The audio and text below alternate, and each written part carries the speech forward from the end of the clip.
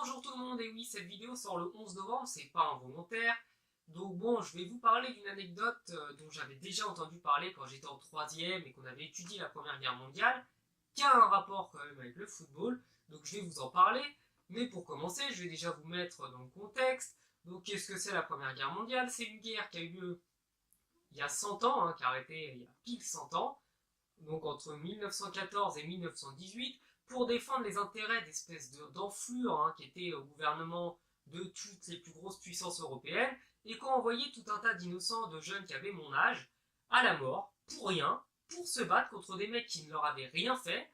Donc ni les Allemands, ni les Français, ni les Anglais, ni les Américains ne voulaient forcément se battre les uns contre les autres. Après tout, ils n'avaient rien pour détester l'un et l'autre, mais comme il y avait des espèces de pourritures qui les dirigeaient, on les a envoyés s'entretuer. Donc là, c'est un petit résumé assez rapide, et grosso modo, eh bien, il y a 100 ans, pile 100 ans, cette guerre à la noix s'est arrêtée.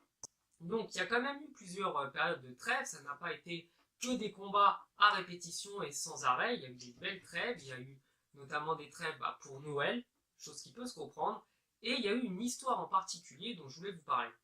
Donc nous sommes le 27 décembre et Oswald Tilley, un jeune anglais qui se battait sur le front franco-belge, a envoyé à ses parents une lettre en leur disant qu'il y avait eu une trêve pour la période de Noël et que les combats avaient cessé, et c'est là où c'est intéressant, et que, entre autres, il y avait eu du coup un rapprochement entre les soldats allemands et anglais qui avaient décidé de s'échanger des chocolats, de s'échanger du café, de s'échanger des cigarettes, des trucs comme ça, de simplement discuter.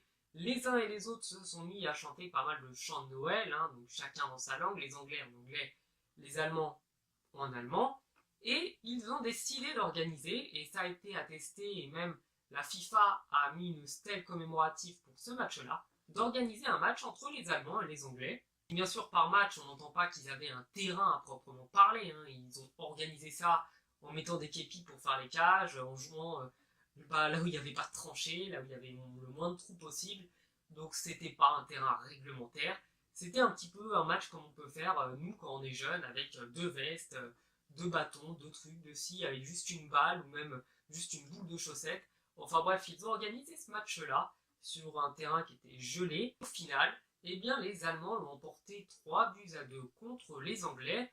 Donc bien entendu, ce match a fait beaucoup parler de lui, ça a été beaucoup repris.